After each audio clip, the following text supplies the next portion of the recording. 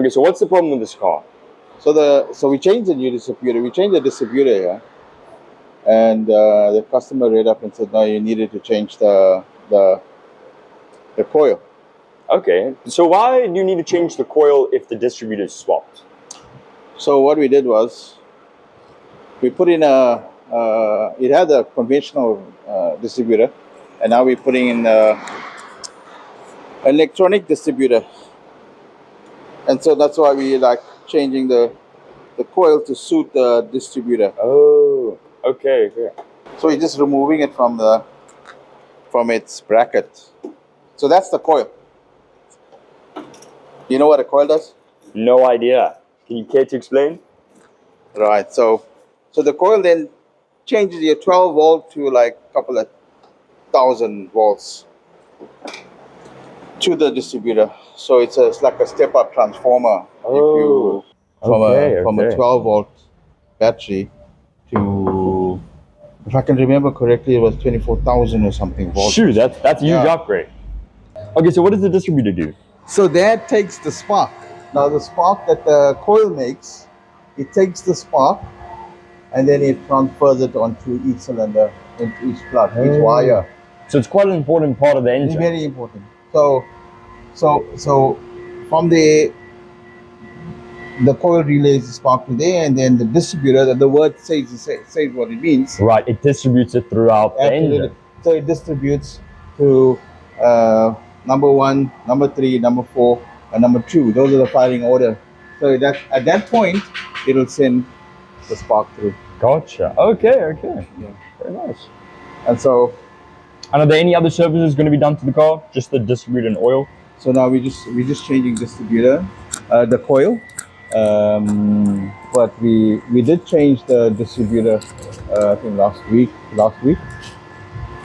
So what type of distributor did you swap it to? It was the conventional distributor where it had a points and condenser. Okay. And now we got electronic. So we got advanced technology. And how often would you guys say that you do the service where you swap out the coils and the distributors? More of a rare service? No, these are rare. Only when you find problems, and there's no reason to do it. There's no reason to do it. You see there's a new carburetor here.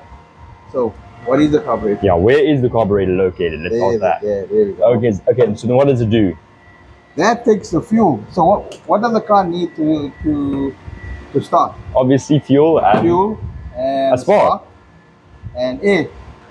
Right, and so is that carburetor responsible for gathering all of that? Yeah, it just gathers air and fuel.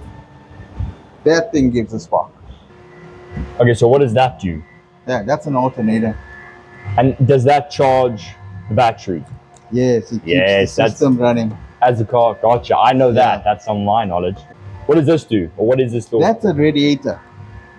That I know my dad said is the most important part, or one of the most. If you break that, your engine stops. But what exactly is a radiator?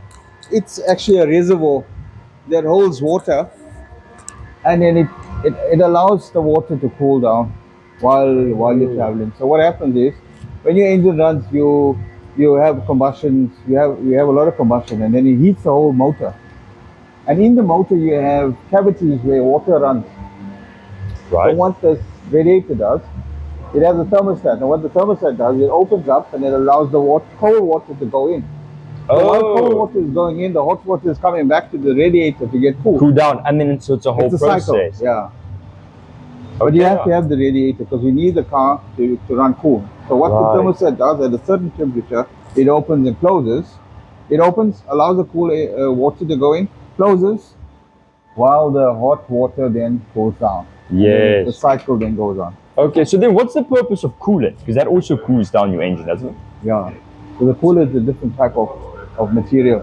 Right. So water is H2O, and the coolant is a chemical compound. Right. So do they work in unison? So you need the one. So you have coolant which then operates at different temperatures, so you can withstand, greater. Gotcha. Okay. And I see that's like a turbine type thing. What does that do? That's a fan. That actually sucks in the air. As the car moves, it sucks in the air. And then it sucks in through the radiator. You will see the radiator has fins, and then it cools up the water. Okay. Okay, and that's the battery. Yeah, You know what the battery for? I definitely do. That is for, you know, the electrical side of things. Also starting the car as well, isn't it? Yeah, and that's for your brakes. Right. That's the brake booster and brake master, and then you have a starter somewhere at the back there. Yeah. An engine looks very complicated, but actually, once you break it down, not too bad. Yeah, and this is a very nice car though. Very, very nice car. Yeah, Nissans are always very reliable. Yes, absolutely. So what's Eddie doing now? Is he just connecting, making sure everything's connected? Yeah, we're just putting the terminals back in properly, making sure that the connections are kept. Yeah. Okay. Okay, so that's the thermostat down there. No, so the thermostat normally fits into this area, and so you can see from the radiator, you can go into there. That allow it to pour water to get in, or yeah, you know what I mean. Okay. So it'll open up, and then cool Yeah. water will go in, and then the hot water will come in, and then the process just goes on and on. Yeah, so now we're going to start the car. And now we're going to start and check if it's working.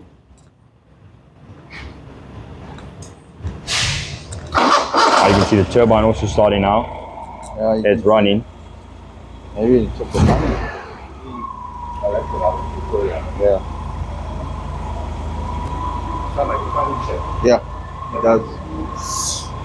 So, Everything running good? yeah, but it sounds like the timing is slightly off, because when it started, you can see it went a little bit back and then it went forward. Right. Okay, so then what controls the timing? How do you guys go about? That distributor. Because remember we spoke about the spark coming in, Right. and we spoke about a firing order, which is 1342, if I'm correct. And what happens is, if the timing is off, then your fire and your spark wouldn't be in unison. You know the word unison, like Yeah, everything like all works together. Yeah. So what Eddie is doing now is using a timing light, and he's going to check the timing marks. Okay. And how many timing marks are there that he has to check? There's only one. Well, on the pulley there'll be a timing mark, and when you turn the distributor, that will then change the timing. So many degrees before TDC, which is Yeah, what is EDC? TDC, top dead center. Oh, That's TDC, like gotcha. exactly when your piston comes right to the top. That's top dead center, and then you get bottom dead center. Oh, At a certain degree, they call it degrees, a certain degree that should fire. and so okay, so that's what you guys are testing now. Yeah. That's what we're setting now, the timing. Yes. See?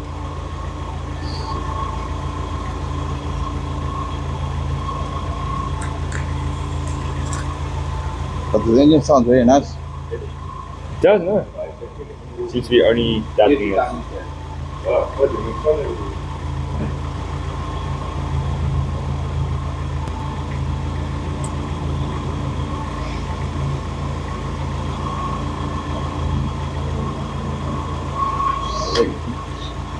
And the timing is set now. You saw? Lovely. It just looks like he's flashing a light to me. Yeah, so But I'm sure. that flashing light is actually the spark that's coming up from the and distributor, so you just check. it picks up the spark. Okay, so we're starting up again. So does everything seem to be running perfectly Yeah, now? everything seems to be fine. Customer started it off and on. We're going to try it again, and then you'll see now.